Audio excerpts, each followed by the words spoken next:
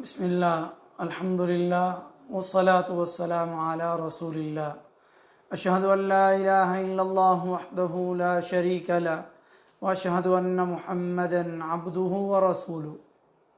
قال اللہ تعالی فی الکلام المجید اعوذ باللہ من الشیطان الرجیم وما آتاکم الرسول فخذوه وما نہاکم عنہ فانتہوا واتقوا اللہ ان اللہ شدید العقاب۔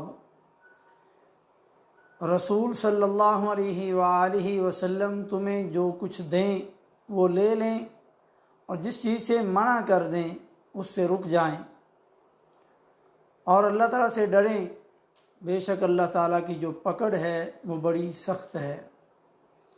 عن ابی ہریرہ عبد الرحمن ابن صخر رضی اللہ تعالی عنہ قال سمعت رسول اللہ صلی اللہ علیہ وسلم یقول ما نہیتکم عنہ فاجتنبوہ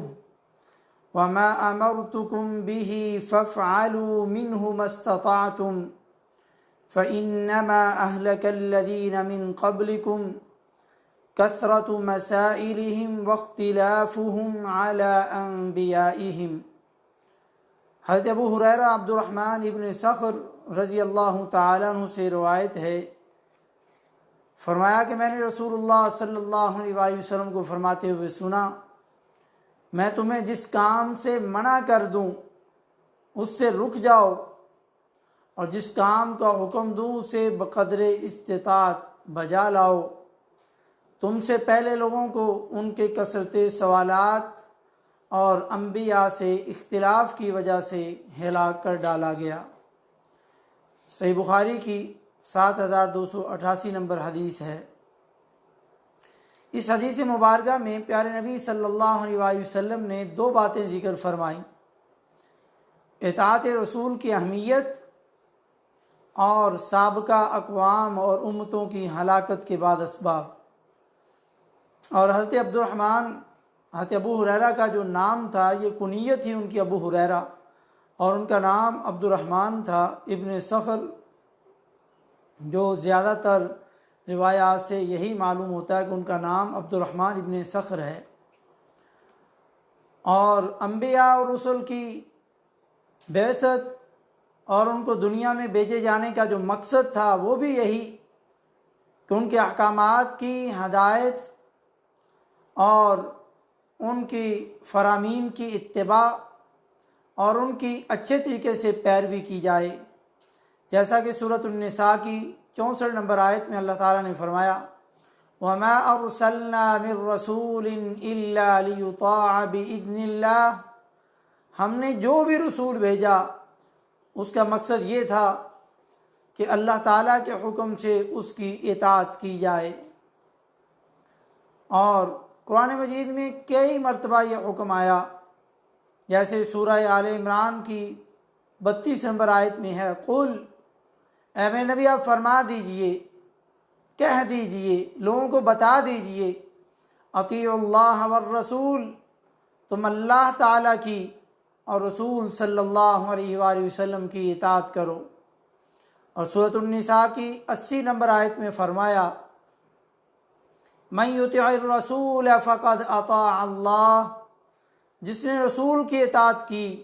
اس نے اللہ تعالیٰ کی اطاعت کی۔ بالخصوص پیارے نبی صلی اللہ علیہ وسلم کے متعلق امت کو فرمایا گیا سورۃ الاحزاب کی 21 نمبر آیت میں لقد کان لکم فی رسول اللہ اسوۃ حسنہ،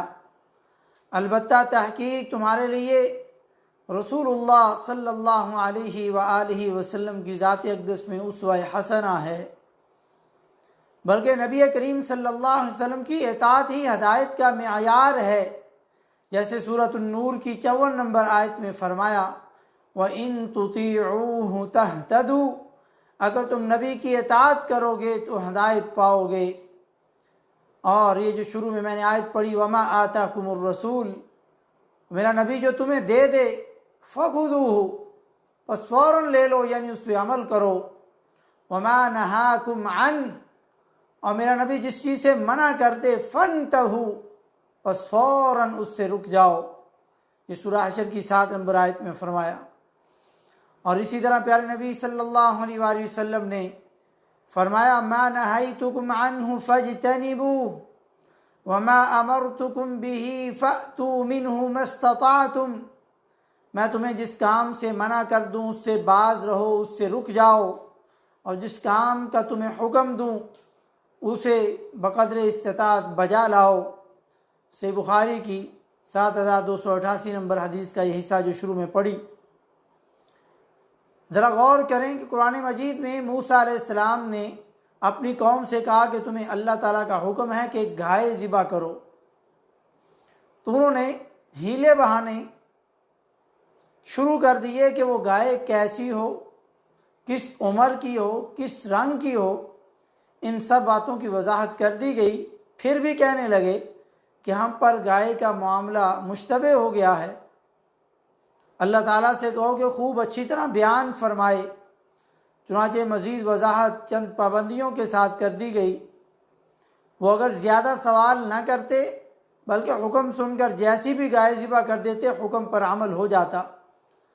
تو مسلمانوں کو خطاب کرتے ہوئے فرمایا ام تريدون ان تسألوا رسولكم كما سئل موسى من قبل، سورہ بقرہ کی 108 نمبر آیت میں فرمایا کیا تم بھی اپنے رسول سے اس طرح سوال کرنا چاہتے ہو جس طرح تم سے پہلے موسیٰ علیہ السلام سے سوال کیے گئے۔ اسی طرح عیسائیوں نے عیسیٰ علیہ السلام سے پوچھا تھا هل يستطيع ربك ان ينزل علينا مائدة من السماء، سورۃ المائدہ کی 112 نمبر آیت میں عیسیٰ علیہ السلام کے قوم کے لوگ کہنے لگے کیا آپ کا رب آسمان سے پکا پکایا کھانا ہم پر نازل کر سکتا ہے؟ اس قسم کے بے جا سوالات کی بنا پر وہ لوگ ہلاک ہوئے۔ کسی حکم کی وضاحت یا کسی ضرورت کے تحت سوال کرنے کی اجازت ہے، لیکن خواہ مخواہ سوال پہ سوال کرتے رہنا اور دوسروں کو خواہ مخواہ پریشان یا لاجواب کرنے کی خاطر سوال کرنا یہ برا فعل ہے، مذموم فعل ہے۔ پیارے نبی صلی اللہ علیہ وسلم کا ارشاد ہے اللہ تعالیٰ نے تمہارے لیے سنی سنائی باتوں کو بلا تحقیق آگے بیان کرنے، کثرت سوال اور مال ضائع کرنے کو ناپسند فرمایا ہے۔ صحیح مسلم کی 1715 نمبر حدیث ہے۔ اسی طرح اگر کوئی عالم اپنے زیر تعلیم اصحاب اور اسٹوڈنٹ کے امتحان کی خاطر ان سے کوئی سوال کرے، ان کا ذہن چیک کرنے کے لیے، ان کے علم کی پختگی کے لیے اور رسوخ علم کے لیے، تو یہ جائز ہے، جیسا کہ پیارے نبی صلی اللہ علیہ وسلم بھی صحابہ کرام سے بعض باتیں پوچھ لیا کرتے تھے، جیسے صحیح بخاری کی 62 نمبر حدیث میں ہے۔ اسی طرح اگر کسی مسئلے کی وضاحت اور علم میں اضافے کی نیت سے سوال کر لیا جائے تو اس میں بھی کوئی حرج نہیں۔ ایک صحابی سے روایت ہے کہ ایک دن پیارے نبی صلی اللہ علیہ وسلم نے فرمایا لوگو تم پر بیت اللہ کا حج فرض کر دیا گیا ہے۔ ایک آدمی نے کھڑے ہو کر کے پوچھا اے اللہ کے رسول صلی اللہ علیہ وسلم کیا ہر سال آپ شدید غضبناک اور غصے سے آئے؟ اور فرمایا میں اگر ہاں کہہ دیتا تو یہ ہر سال فرض ہو جاتا، اس صورت میں تم پھر اس پہ عمل نہ کر سکتے، جیسے صحیح بخاری کی 1337 نمبر حدیث میں ہے۔ اور ابو ہریرہ رضی اللہ تعالیٰ عنہ سے مروی ایک حدیث میں ہے فرمایا ضروری ما ترکتم فإنما هلك من كان قبلكم بسؤالهم واختلافهم على أنبيائهم، سنن ابن ماجہ کی 2 نمبر حدیث میں ہے کہ میں تمہیں جس امر میں جہاں چھوڑ دوں مجھے وہیں رہنے دیا کرو اور مزید پوچھ گچھ نہ کیا کرو، کیونکہ تم سے پہلے لوگ انبیاء سے سوالات اور ان سے اختلاف کے سبب ہلاک ہوئے۔ اس سے بھی یہی معلوم ہوا کہ نبی کی مخالفت اور بے جا سوالات کرنے کے نتیجے میں امت ہلاک ہو جاتی ہے، اس لیے غیر ضروری سوالات سے منع کر دیا گیا۔ اور اللہ تعالیٰ نے کلام پاک کے اندر ارشاد فرمایا یا ایھا الذین آمنوا لا تسألوا عن اشیاء ان تبد لکم تسؤکم۔ سورۃ المائدہ کی 101 نمبر آیت میں، اے ایمان والو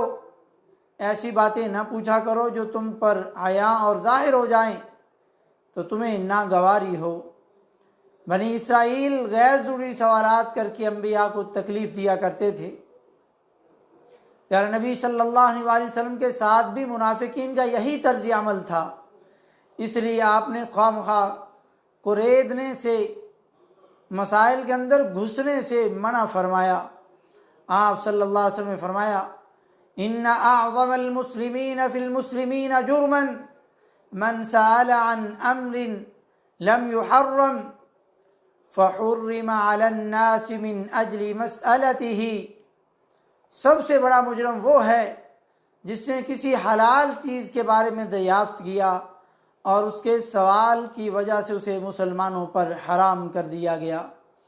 جیسے سنن نبی داؤد کی 4610 نمبر حدیث، اور حدیث صحیح ہے۔ اس لیے ہمیں بھی وہ کام کرنے چاہیے جن کا ہمیں حکم دیا گیا، اور جن کام سے نبی صلی اللہ علیہ وسلم نے منع کر دیا ان سے رک جانا چاہیے، یا وہ کام جو اللہ کے نبی صلی اللہ علیہ وسلم نے نہیں کیے اور دین میں اس کا اصل موجود نہیں ہے اور وہ بدعات کی صورت بن جاتے ہیں، اور ایسی بدعت بن جاتے ہیں کہ جس کو چھوڑنا عام مسلمان کے لیے بڑا مشکل ہوتا ہے اور وہ اپنے آپ کو گناہ گار سمجھنے لگ جاتا ہے۔ جیسے ابھی کچھ دنوں میں لوگ ربیع الاول کی مبارکباد دیں گے، چاند کی مبارکباد دیں گے، جو بدعت اور غلط ہے، اس پہ انشاءاللہ بات کریں گے۔ اور اسی طرح عید میلاد النبی صلی اللہ علیہ وسلم کا دن منانا، جو نہ نبی کا طریقہ ہے، نہ صحابہ کا، نہ تابعین کا، نہ ائمہ کرام کا، نہ محدثین اعظام کا، نہ فقہاء کا، نہ علماء امت کا جو علماء حق ہیں، لیکن برے علماء، سو علماء کا یہ طریقہ ہے کہ وہ عید میلاد النبی کی محفلیں بھی مناتے ہیں اور ایسی محفلوں میں شرکت کی دعوت بھی دیتے ہیں۔ تو یہ غلط طریقے ہیں جو لوگوں نے اپنا لیے ہیں، جن پر نہ نبی کا حکم موجود ہے، نہ نبی کا عمل موجود ہے، نہ اس کی کوئی فضیلت کسی صحیح حدیث میں آئی ہے، لیکن دیکھیں کتنی امت کر رہی ہے۔ اللہ رب العزت ہمیں ایسے کاموں سے بچنے کی توفیق نصیب فرمائے اور نبی صلی اللہ علیہ وسلم کی تعلیمات پر کما حق و عمل کی توفیق نصیب فرمائے۔ سبحان ربک رب العزت عما یصفون وسلام علی المرسلین والحمد للہ رب العالمین، وصلی اللہ تعالی علی خیر خلقہ محمد وعلی آلہ واصحابہ اجمعین۔